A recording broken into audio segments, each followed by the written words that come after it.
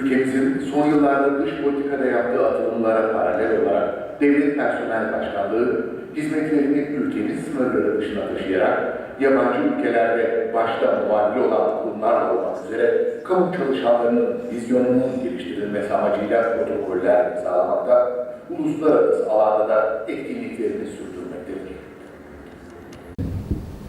Devlet Personel Başkanlığı 1960 yılında kurulan ve şu anda 53.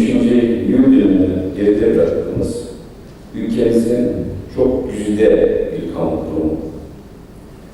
Görevlerimiz az önce tanıtım filmde de seyrettiğimiz çok geniş bir görev sahamız var.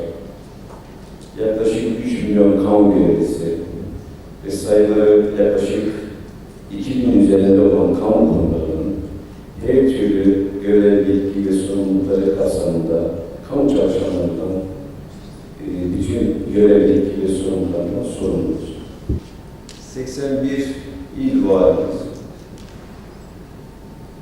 26 müsteşarımız, 100 müsteşar yardımcısı, 72 kurum başkanı, 203 genel müdür, 570 genel müdür yardımcısı, 2723 daire başkanımız, 319 bölge müdürümüz ve 812 il müdürü olmak üzere, 812 il müdürü olmak üzere toplam yaklaşık 5000 orta ve üst düzey yöneticimiz bulunmaktadır.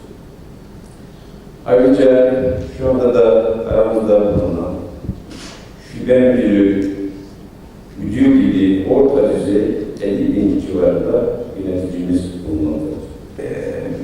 Sizleri selamlamak istiyorum. Önce Türkçe olarak Humbe Hatun demek istiyorum. Arapça Ehlen ve Selam demek istiyorum. Ve Süryanice Şlom demek istiyorum. Mustafa Taşkesen'in konuşmalarını yapmak üzere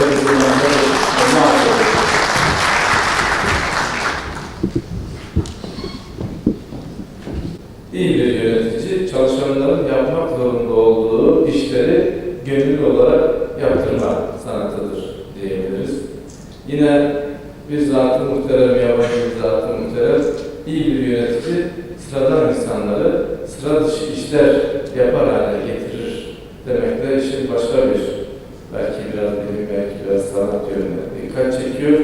Ama bizden bir düşünür de şöyle diyor, iyi bir yönetici tutarlı, kararlı, güvenilir, tarafsız, ciddi, samimi ve adil kişidir diyor. Ben bu düşüncelerle sözü fazla uzatmadan hocalarımızla sizi bir araya baş başa bırakmak için sözlerime burada son veriyorum.